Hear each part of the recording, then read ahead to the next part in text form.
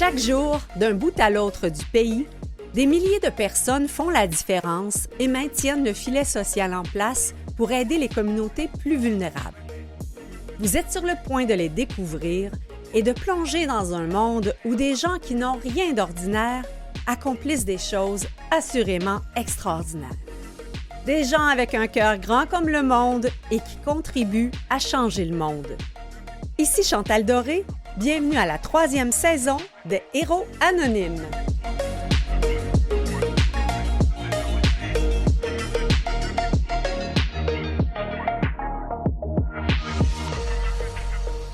Bonjour, chers auditeurs, bienvenue à cette émission de notre saison d'automne des Héros Anonymes. Encore une fois, nous vous proposons cette semaine 2 entretiens avec des gens dont on souhaite mettre en lumière le dévouement extraordinaire. Cette fois-ci, toutefois, petit changement au programme, car ce ne sont pas des organismes communautaires que l'on reçoit à l'antenne, mais bien une entreprise privée, la Maison chez Lise, et un super bénévole catégorie platine, Jason Rivet, avec plus de 10 000 heures de bénévolat à son actif. Si vous êtes un ou une fidèle de l'émission, vous savez que je demande à chacun de nos invités s'ils bénéficient de l'aide des bénévoles, car c'est entre autres grâce à eux si les organismes communautaires peuvent offrir autant de services aux gens qui en ont besoin. Notre premier invité cette semaine, Jason Rivet, a débuté sa carrière de bénévole alors qu'il était étudiant au secondaire et depuis, ma foi, son CV de 7 pages déborde d'exemples de bénévolat auxquels il a consacré beaucoup de temps depuis toutes ces années, des engagements pour lesquels il s'est mérité plusieurs distinctions, dont le prix du bénévolat du Canada, catégorie Leader émergent. En seconde partie, nous recevrons Lise Bissonnette, fondatrice et doyenne de la maison de chambre chez Lise il y a près de 45 ans. Chez Lise accueille les plus marginalisés d'entre nous, ceux qui n'arrivent pas à se trouver de logement parce qu'ils ont de sérieux enjeux de santé mentale. Lise Bissonnette, aussi appelée Maman Lise, nous racontera pourquoi et comment une entreprise privée peut se comporter comme un organisme sans but lucratif. Ce sera sûrement très intéressant et nous la recevrons accompagnée de Julie Saint-Jean, éducatrice spécialisée, une entrevue que vous pourrez également regarder sur la chaîne YouTube de Canal M. Une courte pause et on accueille Jason Rivet, notre super bénévole.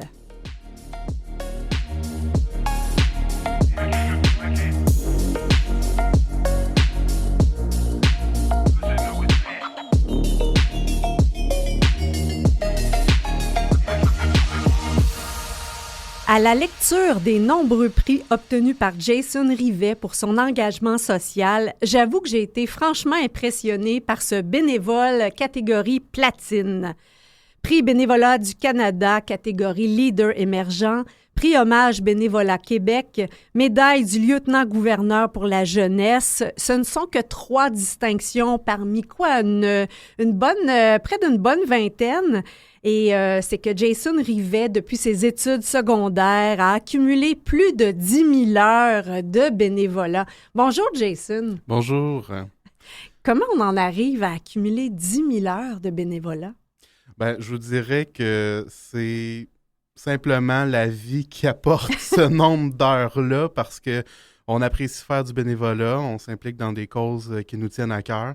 Et là, c'est le bras dans le tordeur, comme on dit. Donc, on commence. On est fait, puis on continue. Effectivement, on se dit, on va aider un peu, on va soutenir une cause qui nous tient à cœur. On est appelé par un ami ou une amie à venir soutenir une cause. Puis 10 ans plus tard, tu es encore là. Puis la personne qui t'a amené n'est plus là, mais toi, tu es encore là. Donc, on accumule les heures au fil du temps.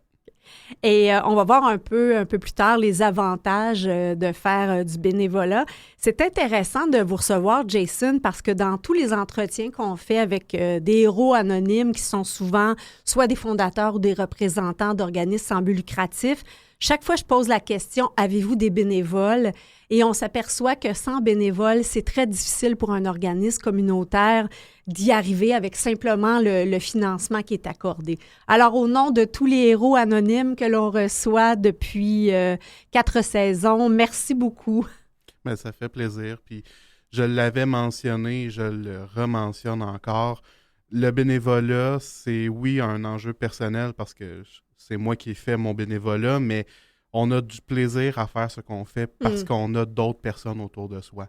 Et en fait, moi, je tiens toujours à remercier les collaborateurs, les gens avec qui je fais du bénévolat, avec qui je m'implique, parce que sans le plaisir que j'ai de travailler avec ces personnes-là au quotidien, je le ferais pas encore aujourd'hui. Donc, c'est toujours important. Le bénévolat, oui, c'est un engagement personnel, mais c'est un engagement pour la communauté puis par la communauté aussi. Ah ben c'est sûr que si on n'est pas payé, puis en plus, on s'amuse pas. Non, effectivement, on reste pas longtemps. C'est ça. Mais il y a eu une origine à tout ça. Donc, ce que je comprends, c'est que ça a commencé au secondaire, votre engagement? Oui, mais en fait, j'ai commencé mon engagement bénévole dans le comité environnement de mon école secondaire, l'Académie Antoine Manceau à Joliette. Et j'étais sur le comité environnement comme président. On avait le but de faire la promotion des saines habitudes, promouvoir le recyclage, promouvoir le compost. Donc, on avait certaines tâches comme ça. Et ensuite, de fil en aiguille, donc, j'étais dans un village de 1500 habitants à Sainte-Marie-Salomé à l'époque. Et on dans avait quel coin? C'était dans la Nodière, près Ouais. de Joliette. Et en fait, la bibliothèque ne pouvait pas fonctionner sans bénévoles. Il n'y avait pas assez de fonds à la municipalité pour allouer des employés. Et en fait, j'étais un utilisateur assidu de la bibliothèque. Et pour moi, c'était important de faire vivre cette organisation-là que j'appréciais en m'impliquant au final dans sa mission. Et là, de fil en aiguille, c'est aussi les associations étudiantes pour justement offrir des services aux étudiants. Et ensuite, j'ai été approché par d'autres organisations et j'ai aussi développé un fort intérêt pour l'économie sociale et les coopératives. Parce que souvent, on le voit pas, on voit des grandes coopératives, par exemple le mouvement Desjardins ou des choses comme ça, mais à la base, c'est des gens qui s'impliquent bénévolement. Ce sont des administrateurs sur les conseils d'administration. Ce sont des gens qui représentent les membres en tant qu'élus, qui permettent justement de faire valoir l'intérêt des membres dans les structures, qui permettent justement de répondre aux besoins des membres en ayant des gens qui les représentent. Et donc, je me suis impliqué à ma Caisse des Jardins. Je suis encore sur le conseil d'administration de la coopérative en milieu scolaire Coopsco Trois-Rivières, où je suis vice-président. Je suis aussi impliqué dans d'autres organisations du mouvement coopératif. Donc, c'est quelque chose qui m'intéresse beaucoup. L'aspect aussi, justement, d'implication bénévole dans ces mouvements-là, puis l'impact que ça a.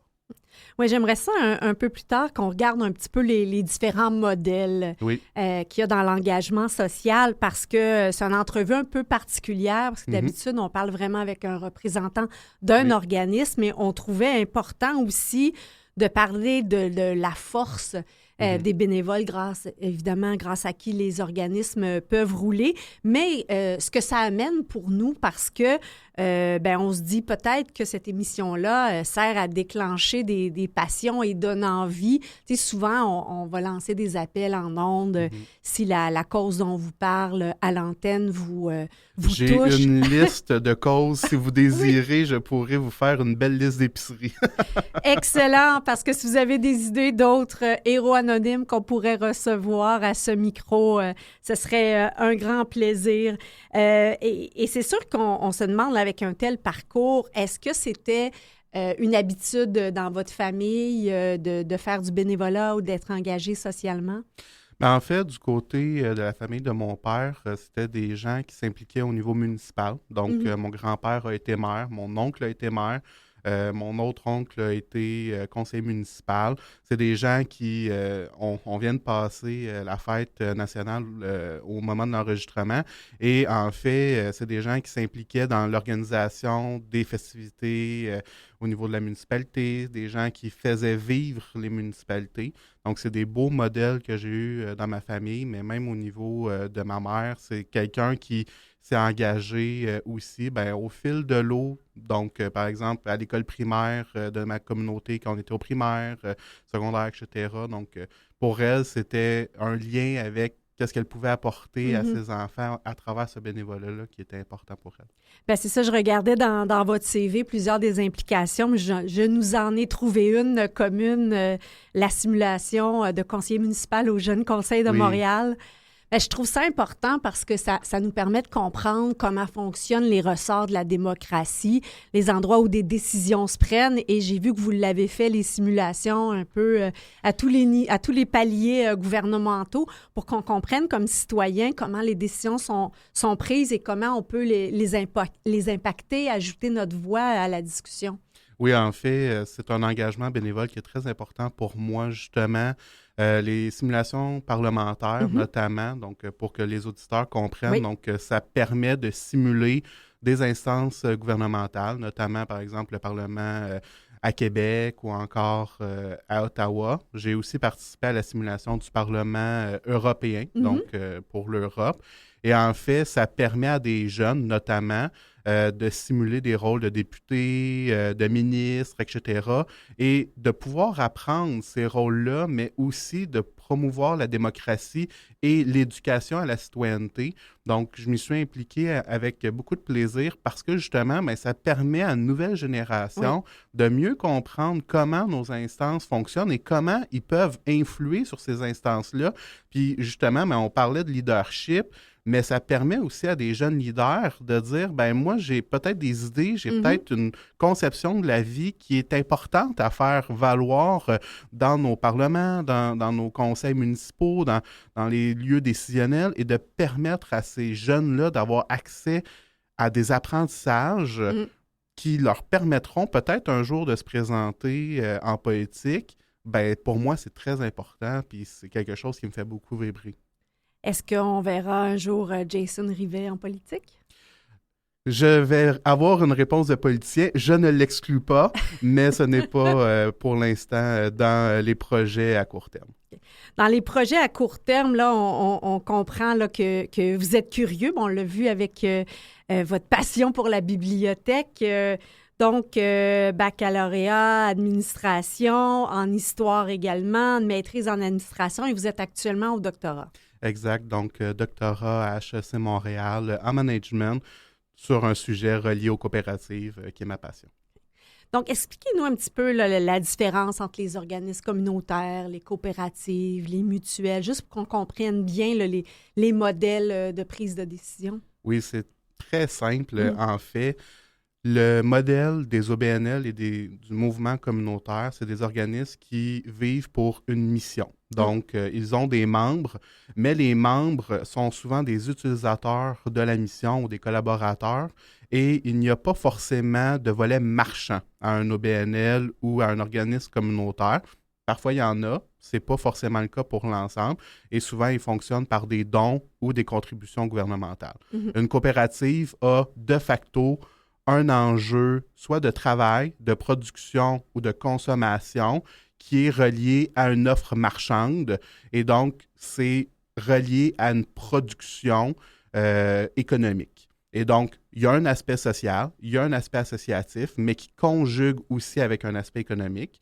Et là où les coopératives mutualisent un service ou des biens, les mutuelles mutualisent des risques. Donc, c'est pour ça qu'on retrouve les mutuelles plutôt dans l'assurance au Québec, notamment avec, par exemple, Promutuelle, Beneva, etc.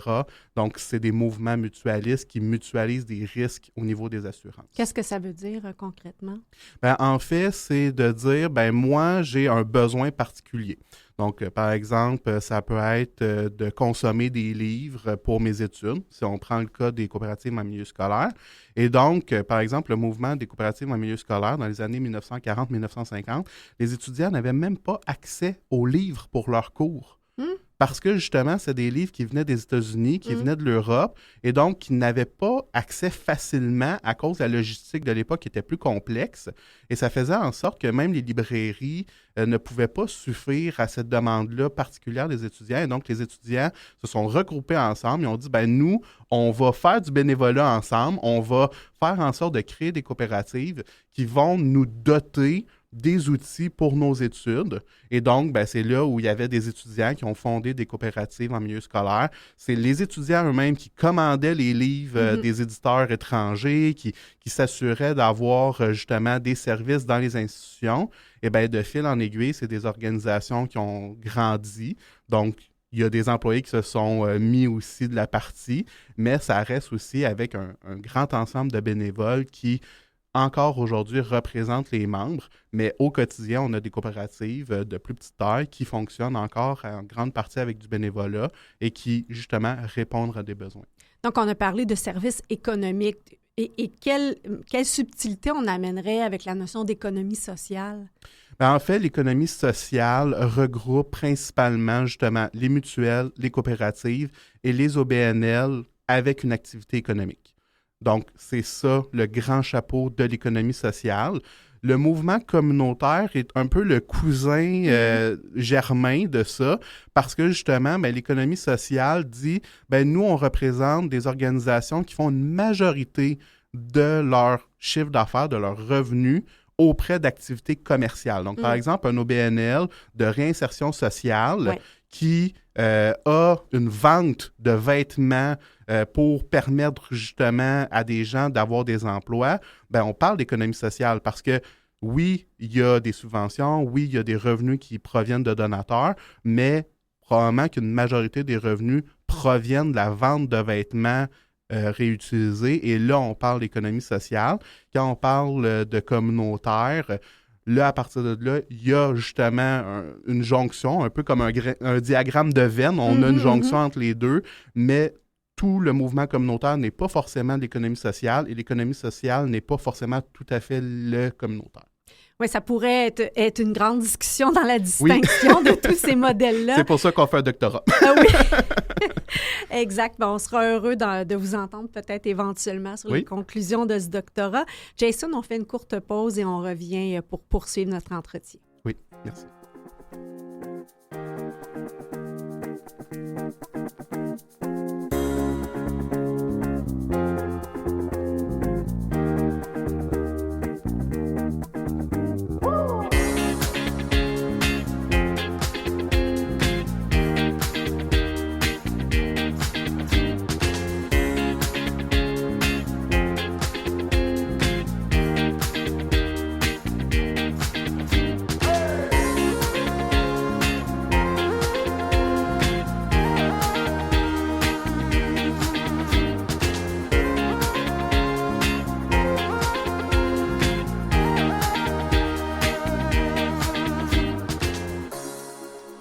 De retour au Héros Anonyme, nous sommes avec un bénévole catégorie platine, plus de 10 000 heures de bénévolat à son actif. C'est ce que fait avec cœur Jason Rivet depuis toutes ces années. Et là, on était dans la discussion un petit peu sur les différents modèles. Et moi, il y a une question qui me taraude, là, qui m'anime depuis que j'anime cette émission. C'est de quelle manière les organismes sans but lucratif pourraient profiter de la vision du monde des affaires pour peut-être optimiser et comment parfois on a l'impression que ils sont peut-être chatouilleux à entendre ces mots-là, comme si forcément on entre dans une discussion capitaliste, alors qu'il y a peut-être des gains de productivité qui feraient en sorte qu'il resterait plus de sous pour accomplir la mission pour laquelle on est né. Oui, bien en fait, c'est un élément qui est vraiment central pour moi dans ma vision. C'est justement d'amener un petit peu de ces connaissances en affaires-là dans du bénévolat, soit dans le communautaire, dans l'économie sociale, etc. Et en fait, souvent, quand on parle de coopérative, de croissance, on ne parle pas forcément de croissance, on parle de changement d'échelle. Parce que justement, ben, le but, c'est pas forcément de grandir pour grandir comme dans une société capitaliste où on veut simplement donner plus d'argent aux patrons et aux actionnaires. On veut changer notre échelle en termes d'impact pour nos membres et de la communauté. Et en fait, justement, ben, c'est les territoires innovants en économie sociale qui ont fait une très belle analyse de ça. Et justement, ben, souvent, c'est que les gens ne voient pas le bénéfice au final de regrouper des organisations. Des fois, on est voisins, on fait chacun nos petites choses de notre côté, mais si on travaillait ensemble, peut-être même des fois jusqu'à la fusion, ben, on pourrait justement avoir un petit peu moins de pression sur les salaires, sur les employés, parce que, par exemple, au lieu d'avoir 2 directions générales, on peut en avoir seulement une. On peut faire en sorte qu'il y ait des meilleurs salaires, faire en sorte justement qu'il y ait un meilleur accompagnement, même des bénévoles, de dire, bon, au lieu de payer 2 directions, je pourrais avoir une direction et une direction bénévolat. Donc, Jason, c'est de vous entendre, c'est vraiment... ça me touche beaucoup parce que j'ai eu J'étais dans ce dilemme-là à 24 ans. J'étais directrice générale d'un organisme et ma recommandation au conseil d'administration a été d'abolir mon poste et de fusionner avec un autre OSBL. Et ils m'ont dit, viens-tu vraiment nous recommander d'abolir ton poste? J'ai dit oui, parce qu'on pourrait justement fusionner avec un organisme, un peu tout ce que vous dites. Et ça me semblait nécessaire comme réflexion. Bien que moi, ça m'ait coûté mon poste, mais pour le bien de l'organisme que je desservais, c'était la solution. En fait, c'est la présidente du Conseil québécois de la coopération et de la mutualité, Nadine Gros, qui est impliquée au mouvement des jardins et dans justement le mouvement agricole, qui m'a déjà dit, quand on fait des réformes comme celle-là, on scie la branche sur laquelle on est assis. Et donc là, à partir de là, je trouve que c'est une belle image parce qu'on ne sait pas qu'est-ce qui va arriver, est-ce qu'on va retomber sur nos pieds ou pas. Mais en même temps, quand on est bénévole, quand on a vraiment à cœur le bien commun, c'est des conversations qu'on devrait avoir et qui sont parfois difficiles aussi parce qu'on est dans des habitudes. Des fois, les OBNL, les organismes, les coops ont 30, 40, 50 ans. On ne veut pas non plus sacrifier une histoire. On ne veut pas sacrifier une connexion avec la communauté. Mais en même temps, aussi, c'est un challenge en termes gouvernementaux des fois parce que souvent, les OBNL reçoivent des subventions, mais quand ils fusionnent, ils ne reçoivent pas plus d'argent parce que justement, ils fusionnent ou ils améliorent leur gouvernance. En fait, on va leur dire, vu que vous êtes juste un organisme, nous, on plafonne, par exemple, à 200 000 le plafond pour chaque organisme. Ah, mais c'est parce que là, avant, on avait 400 000. Là, on en a juste 200 000. On pourrait avoir des gains, mais ça ne vaut pas la peine. Donc, des fois aussi, c'est la manière dont on finance les organisations qui vont aussi impacter la manière dont on les administre puis comment on regarde quand même certains organismes, des fois un petit peu brinque-ballant, de manière individuelle plutôt que de les fusionner ou de les rassembler qui pourraient être des meilleures avenues pour l'avenir. C'est une réflexion que je me fais parce qu'on a reçu de nombreux héros anonymes et c'est merveilleux de voir des gens de cœur vouloir créer quelque chose. Je pense qu'on a l'élan de vouloir faire une différence, puis je ne sais pas si on prend toujours le temps de regarder ce qui existe déjà, comment on pourrait contribuer à ce qui existe déjà au lieu de lancer quelque chose de nouveau. En fait, ça, c'est la vision. Il y a une vision entrepreneuriale, mais il y a aussi la vision intrapreneuriale. Oui. Donc, de dire, on entreprend dans des organisations qui existent déjà. Et moi, en fait, dans mon bénévolat, j'ai beaucoup amené ça. De dire, moi, oui, j'ai fondé une coopérative, mais j'ai beaucoup... De consultant en histoire, c'est ça? Exact. Et malheureusement, une organisation qui a vécu la COVID et qui s'est effondrée malheureusement. Mais... moi, j'ai beaucoup fait de bénévolat dans des organisations qui avaient des 30, 40, 50 ans. Tu te dis, mais comment je peux amener quelque chose, moi, un jeune de 20, 25, 30 ans dans ces organisations-là? Il y a toujours quelque chose parce que la société change, les besoins des membres et de la communauté changent et donc on peut amener une vision en tant que bénévole justement plus intrapreneuriale de dire, est-ce qu'on peut amener un nouveau service? Est-ce qu'on peut amener justement une réforme sur tel ou tel aspect? Donc, pour moi, c'est très important de dire, on peut entreprendre, on peut créer des nouvelles choses. Des fois, c'est nécessaire, mais de l'autre côté, effectivement, quand on a un sens entrepreneurial, on peut aussi le faire dans des organisations déjà existantes et on peut le faire en intraprenant dans des organisations. Est-ce qu'il y a en ce moment une réflexion du côté des subventions gouvernementales par rapport à ça ou un chantier de réflexion qui amènerait un petit peu de nécessaires remises en question? On voit beaucoup ces mouvements-là en termes de transition pour les entreprises capitalistes parce qu'on sait qu'il y a beaucoup d'entrepreneurs qui sont rendus à l'âge de la retraite. Et donc là, on parle de reprenariat, de dire, on va reprendre les entreprises qui existent. Puis, aussi, par exemple, le regroupement des jeunes chambres de commerce du Québec qui parle d'intrapreneuriat de plus en plus aussi. Parce que oui, on entreprend, mais on peut aussi intraprendre. Et là, c'est important aussi, justement, de parler de ces avenues-là aux jeunes et aux moins jeunes, de dire, c'est pas forcément une nouvelle chose qu'on peut démarrer, mais on peut justement démarrer une sorte de greffon de la plante principale aussi. Mm-hmm. Moi, je serais très curieuse d'entendre un peu l'issue de votre doctorat sur ce sujet-là. Est-ce que vous comptez justement observer un peu ces différents modèles-là? Ben, en fait, moi, mon doctorat va porter justement sur l'impact de la gouvernance des coopératives sur la circularité. Donc, comment on met en place des pratiques d'économie circulaire dans les coopératives. Donc, c'est moins relié au bénévolat, mais c'est sûr que ça reste un enjeu très intéressant à voir parce que justement, dans cette gouvernance des coopératives, il y a des bénévoles. Oui. Et donc, qu'est-ce qui influence notre transition écologique? Est-ce que justement, c'est plus les employés qui voient un gain économique à faire de l'économie circulaire, de dire, bon, mais on générait un déchet, on peut le revaloriser, donc on va créer justement une valeur économique supplémentaire, ou encore, c'est les bénévoles, les membres qui disent, ah, mais on pourrait justement avoir ce gain-là plutôt pour des valeurs écologiques, etc. Donc, ça va être des débouchés très intéressants à regarder dans mon doctorat.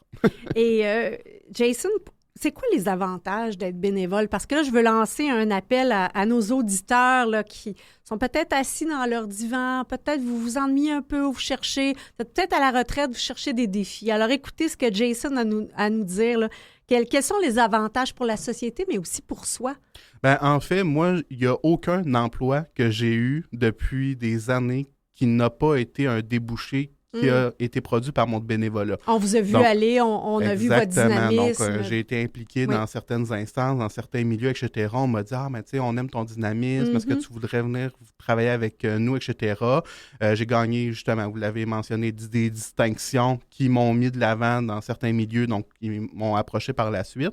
Et donc, ça a été une grande avantage pour moi de faire du bénévolat en ces termes-là. On ne le fait pas pour ça, mais c'est un bel avantage qui en découle. Puis pour les gens, mais moi, je le dis, quand on parle justement de personnes âgées, on parle de solitude qui serait le mal du 21e siècle. Bien, le bénévolat, ça brise la solitude, ça nous permet de créer des liens, ça nous permet de créer des relations. Moi, tous mes grands amis proviennent de mon bénévolat.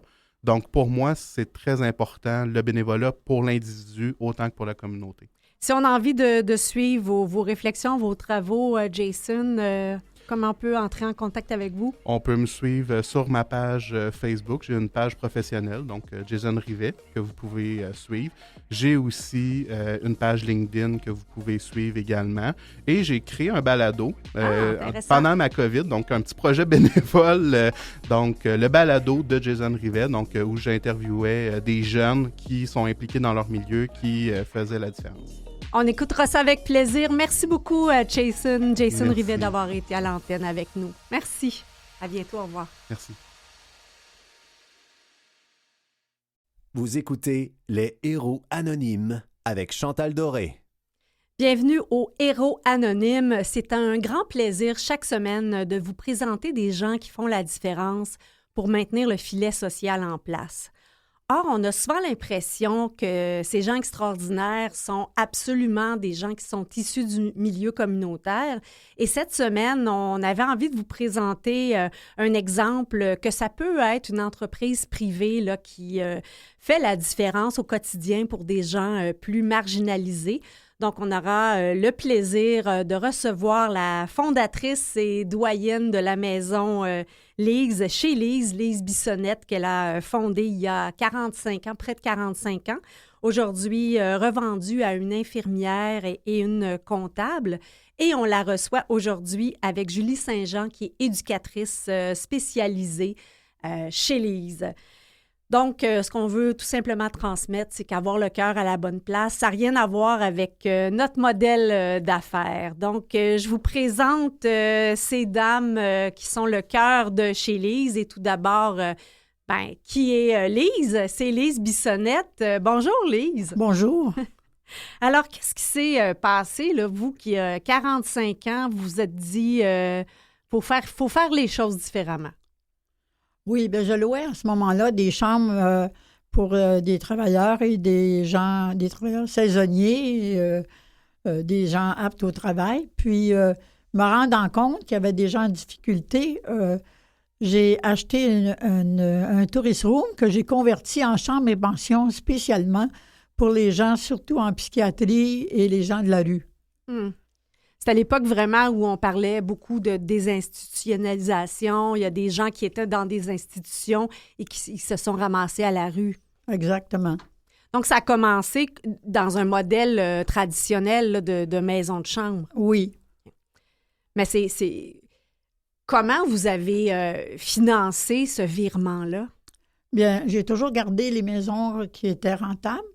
Et puis, quand j'ai acheté le Tourist Room, là, j'ai converti ça en chambre et pension avec une cuisine centrale où les gens pouvaient venir manger. Puis c'est en me rendant compte aussi dans les chambres qu'il y avait des gens qui recevaient leur chèque d'aide sociale, des gens aptes au travail, puis qui, le 3 du mois, ou le 5 du mois, n'avaient plus rien. Puis je trouvais que ça n'avait pas de bon sens. Puis là, il arrivait des gens qui ne savaient pas faire à manger.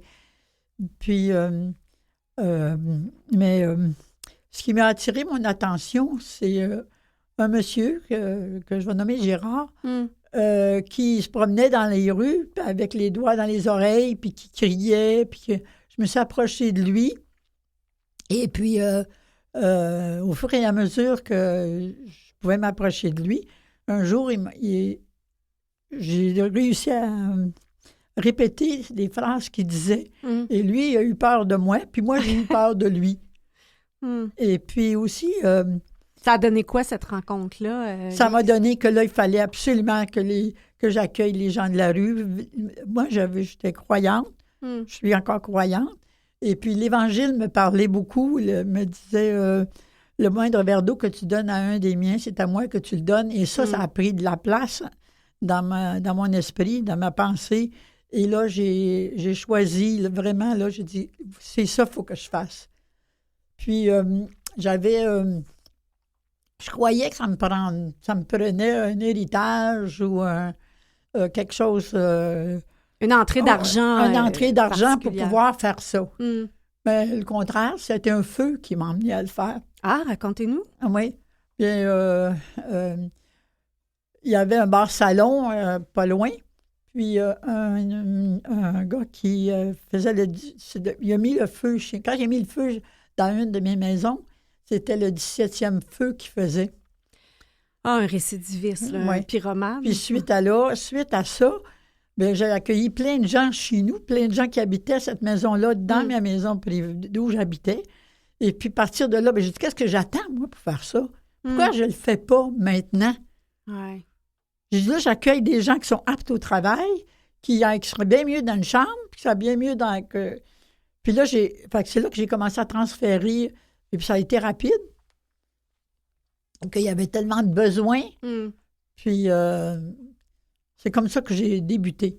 Puis pour venir à bout que ça soit rentable aussi, oui, parce que quand c'est les gens n'arrivaient pas d'argent, parce qu'il y a des gens, parce qu'ils étaient dans la rue dans ce temps-là, tu ne pouvais pas avoir un chèque d'aide sociale. C'était impossible.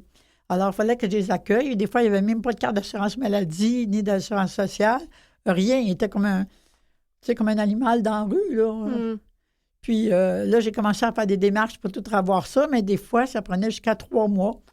Il y en a que... Fait que je les faisais coucher 2 dans la même chambre, en espérant qu'un des 2 puisse payer. Oui. Et puis, ça arrivait.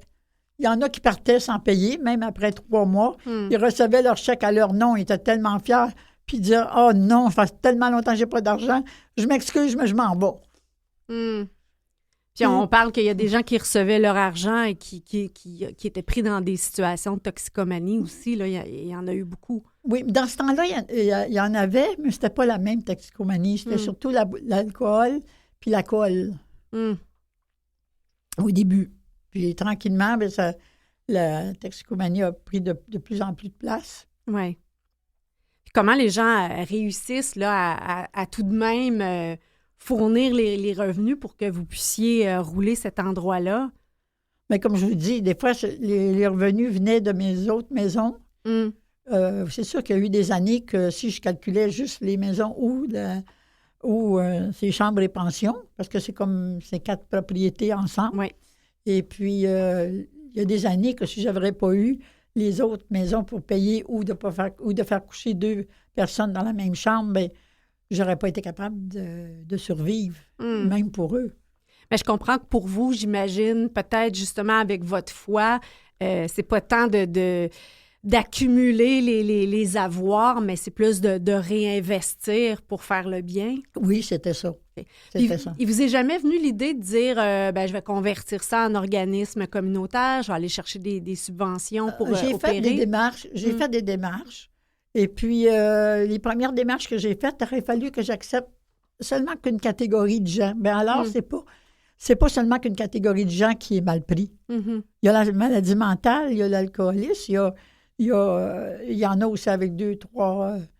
La toxicomanie. Ouais, 2, 3... il y a la maladie, plus la toxicomanie, plus l'handicap, plus... alors, il y en a qui sont arrivés parce qu'ils étaient dans la rue handicapés, là.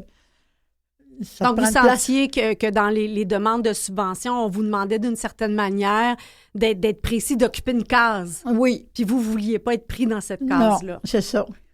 C'est ça qui fait la beauté de chez Lee, c'est l'ouverture qu'on a. T'sais, les gens sont libres de pouvoir être aussi colorés qu'ils veulent être. Puis nous, la seule chose qu'on fait, c'est qu'on met des filets de sécurité autour d'eux pour les protéger. Les amener dans la bonne direction, mais on les prive pas d'être ce qu'ils veulent être. Mm-hmm. On va les guider, mais sinon, ils peuvent être colorés comme qu'ils veulent. Julie Saint-Jean, vous êtes éducatrice spécialisée chez Lee. Ça fait longtemps que vous y J'ai commencé en janvier 2023. 2023? Oui. C'était honnêtement la première fois que j'ai appelé pour justement parler avec une des patronnes. Je suis vraiment tombée en amour avec son énergie. Quand j'ai été là, moi, j'ai trouvé ça totalement fabuleux là, comme endroit. Là. De voir toutes ces personnes-là, de se donner comme défi, d'apprendre à les connaître et tout. Pour moi, c'était juste magnifique. Puis après 1 an et demi, c'est toujours aussi magnifique pour moi. Là. Qu'est-ce qui est magnifique, Julie, dans ce que vous nous racontez? C'est de connaître leurs histoires, de savoir d'où c'est qu'ils viennent. C'est des gens, il y en a qui ont eu beaucoup d'éducation. On a un avocat. Madame Lise, à l'époque, elle avait un chirurgien esthétique. Fait que c'est de voir que la maladie est à la portée de tout le monde. Là. Ouais, malheureusement, on ne sait jamais. C'est ça, là, que ce soit la maladie ou un coup de mauvais sort, ou tout à coup, on perd tout. Puis il y a certaines maladies, comme la schizophrénie, ça peut commencer à 18 ans, ça peut commencer à 30 ans. On a un locataire qui est arrivé récemment. Lui, il me dit que c'est à partir de 50 ans qu'il a commencé à avoir les symptômes, là. Entendre des voix, puis... C'est ça. Fait que c'est de voir, d'apprendre à les connaître. Puis quand on est capable, justement, d'établir ce lien de confiance-là, de comprendre un petit peu plus la maladie, discuter avec, c'est quoi que tu entends? C'est quoi, les voix? C'est quoi qu'ils disent? Comment tu te sens dans ce temps-là? Pour mieux comprendre, justement, la personne, pour être en mesure de l'aider. Puis avec le lien de confiance, on est capable de dire, des fois, la personne vient nous voir, puis là, elle est en crise, il y a telle situation, dire... Est-ce que tu penses que ça serait tes voix qui feraient ça? Puis il te regarde, c'est comme, tu penses? Bien, ça va, tu sais, quand tu me dis, je vois beaucoup d'anxiété ces temps-ci, je vois qu'il y a des choses qui pourraient faire que tes voix, justement, te parlent. Ah oui, c'est vrai, ça fait du sens. Tu sais, Julie, OK, c'est beau. Tu sais, on prend, tu sais, comme, OK, on va relaxer. Fait que, tu sais, qui nous permettent de, justement, être capable de verbaliser avec eux autres au niveau de leur maladie. Bien, il faut établir ce lien de confiance-là. Puis, tu sais, d'écouter leurs histoires, puis, tu sais, d'avoir du plaisir avec eux autres. Moi, l'été, je suis toujours dehors avec eux autres.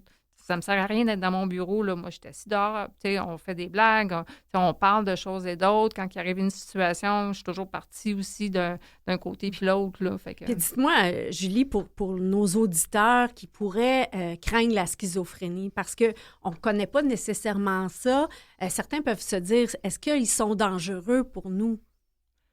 Pas tant. Moi, j'ai jamais eu aucune crainte par rapport à eux autres. C'est sûr et certain que s'il y a quelqu'un qui a un tempérament colérique, tu restes pas à côté de lui quand ça va pas bien, là.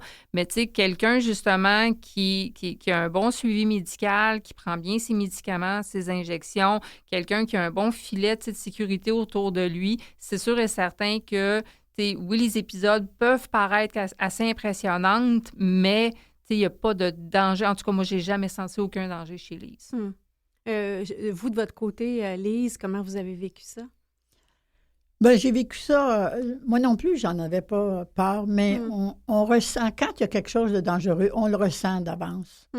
On sent qu'ils ne sont pas comme on le ressent chez quelqu'un qui est parfaitement bien, mais qui est en colère. Alors, il s'agit de s'éloigner un peu, puis faire venir la police si c'est nécessaire, mais ça n'arrive pas tout d'un coup, là. J'imagine qu'au fil du temps, vous avez noué des relations aussi avec le milieu psychosocial. Je pense l'hôpital Charlemagne avec qui vous êtes... Charlemagne, Pierre Boucher. Maintenant, on a une réalité chez Lise qui est une clientèle qui est vieillissante. Fait qu'on a beaucoup de locataires, 60 ans et plus et tout. Fait que c'est vraiment une différence de service. Là, nous, de notre côté, il faut qu'on doit s'adapter.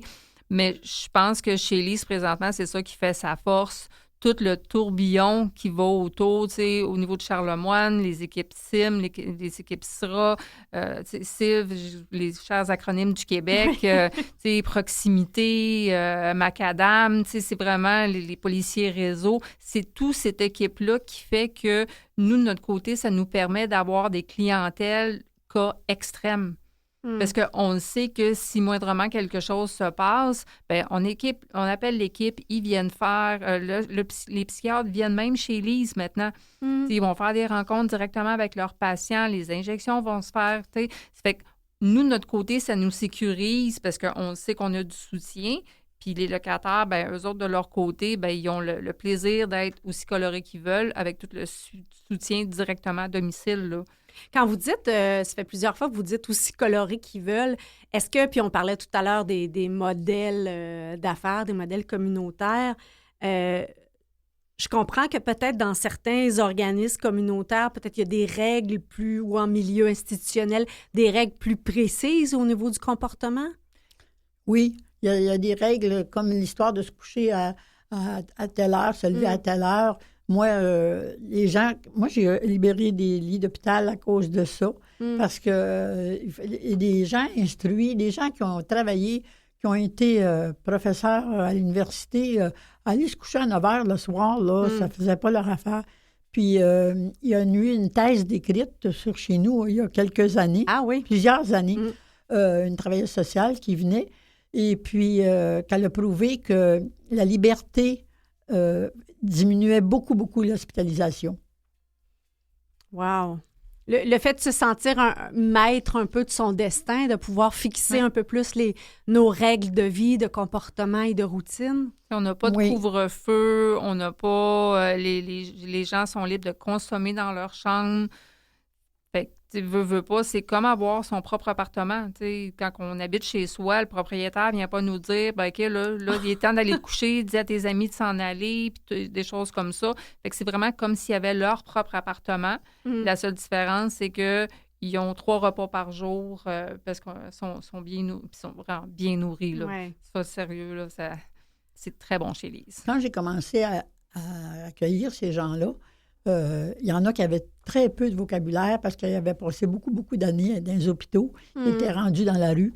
Et puis, moi, j'ai fait installer des télévisions partout. Puis aussi d'avoir un contact avec d'autres personnes et non pas être juste réduit à eux-mêmes. Ça aide beaucoup, beaucoup. Vous avez remarqué que le vocabulaire s'est amélioré? Oui, oui. Ah oui, le vocabulaire s'est amélioré. Puis le fait de prendre des repas ensemble. Des fois, j'ai vu des gens, j'ai entendu parler des gens qui n'auraient jamais dit leur histoire. Mais en entendant une histoire de quelqu'un d'autre qui est moins gêné et qui se raconte à haute voix, bien, je pensais que j'étais toute seule qui avait vécu ça. Et ça aide beaucoup, beaucoup. Lise et Julie, on prend une courte pause et on poursuit notre entretien tout de suite.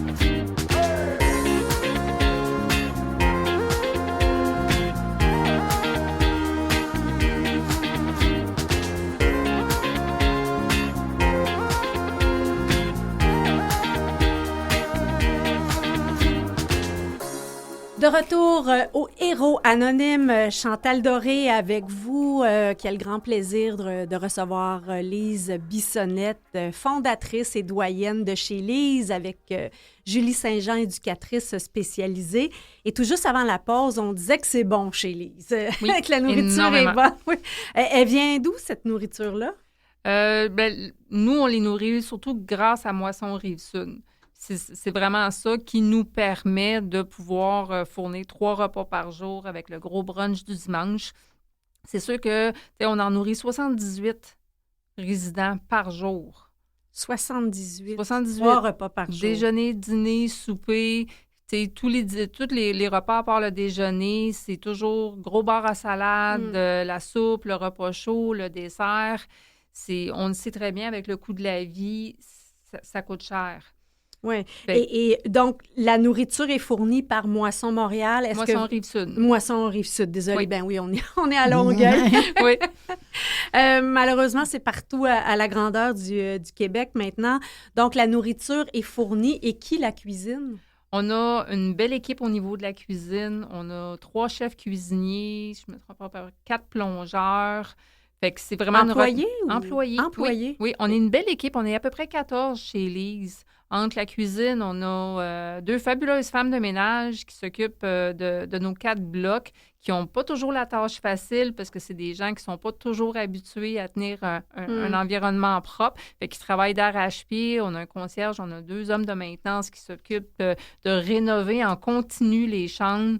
C'est sûr et certain que la minute qu'il y a quelqu'un qui quitte, la chambre est nettoyée, repeinturée, tout est replacé. Fait que chaque personne arrive chez Lise, revient toujours avec une belle chambre propre. Puis des fois, c'est beaucoup d'entretien là, de faire tout ça.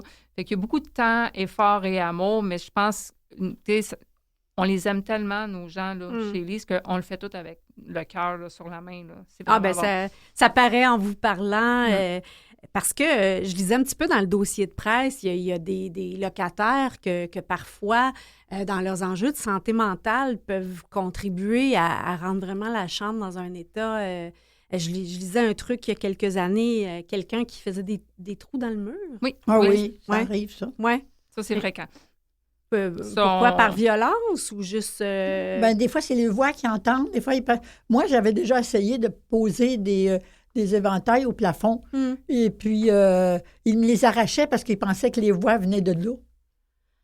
OK. Oui. Alors, quand ils font des trous puis dans les murs, c'est souvent à cause de leurs voix, puis ils veulent que ça arrête parce que les voix sont souvent négatives. Oui. Oui, tandis que la petite voix à vous qui vous a dit « il faut que je m'occupe de ça », c'est pas le même genre de petite voix, là. Non. Non, c'est ça. Puis, tu sais, il y a énormément qui a été investi dans les dernières années pour les punaises de lit. Puis, on y arrive, là. On y arrive de plus en plus, là. À chaque fois, on a de moins en moins de chambres, mais c'est un travail acharné à chaque fois parce qu'on a des gens qui c'est des ramasseurs compulsifs qui vont ramasser tout. Fait que c'est toujours, tu sais, de l'éducation, travailler avec eux autres, faire des visites de chambre, c'est du travail, tu sais, en équipe, tu sais, avec tout le monde, les femmes de ménage. OK, parfois, on a une problématique là. Fait qu'on travaille d'arrache-pied pour justement avoir un environnement qui est sanitaire pour tout le monde, là. Et on parlait qu'il y a déjà eu un incendie qui était un petit peu un déclencheur chez vous, Lise, mais là, vous dites que les gens peuvent faire un peu ce qu'ils veulent. Est-ce qu'ils peuvent fumer aussi dans... Oui, ils peuvent fumer dans les chambres. Parce que vous parliez d'appartement, puis moi, je sais que où je vis, puis à chaque bail que j'ai eu à signer, on n'avait pas le droit de fumer dans les lieux. Nous, ils peuvent. OK. Donc, j'imagine que vos assurances, ça ne doit pas être évident, le coût des assurances. Sont coûteuses. Oui. Mais il y a aussi, comme d'autres choses, hein, tout s'est amélioré. Alors, là, les systèmes, surtout le plus gros bloc qu'on a, là, le système, là, il est vraiment touché, là. S'il y a un feu quelque part dans une chambre, tout le monde le sait. Fait que, éventuellement, probablement que toutes les maisons vont être comme ça. Et dites-moi, Alice, qu'est-ce qui a fait qu'à un moment donné, vous avez décidé là, de vendre ce projet? Parce que là, vous avez une relève. Julie, vous travaillez avec la relève en place. Fait que racontez-nous qu'est-ce qui a mené à vendre chez Lise. Bien, quand j'étais dans les 70 ans, tout le monde se demandait comment que ça pouvait continuer. La police, les hôpitaux, puis Charlemagne, Pierre Boucher, fallait puis on venait me solliciter, mais moi, j'avais pas le goût de vendre. Mais à la fin du compte... Eux se demandaient... comment que la suite continuerait, parce que autant qu'on a voulu me détruire au début, autant on a voulu... on voudrait pas que je meure aujourd'hui. Racontez-nous, Lise, on voulait vous détruire.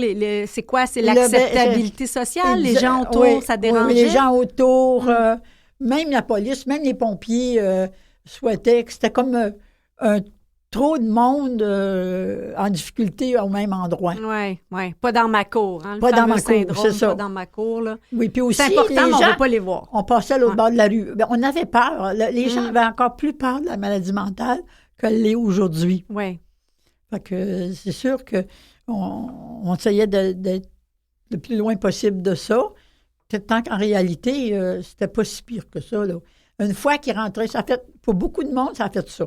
La première fois qu'ils mettent les pieds dans la maison, après quelques heures, ils se rendent compte que c'est pas si grave que ça. Ben, c'est sûr qu'en général, ce qu'on connaît pas peut nous rendre craintifs.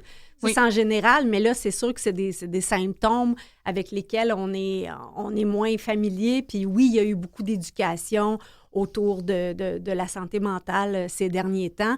Donc, je comprends qu'au début, vous dérangiez socialement. Ah oui, même on m'a fait passer aux nouvelles à un moment donné pour me faire fermer. On me lâchait pas pour même envoyer à un moment donné les... voyons. Je ne suis pas capable de le dire. En tout cas, la police, les fiers à bras, ceux qui font fermer, là. Les huissiers. Les droits de la personne. OK. On m'a envoyé les droits de la personne. J'ai été 2 ans de temps à voir toutes les inspections possibles et impossibles. Parce qu'on souhaitait vous coincer sur une inspection. On voulait me coincer quelque part. Mais comme je répondais aux lois la plupart du temps avant qu'on me les demande, quand ils arrivaient, ils ne pouvaient pas.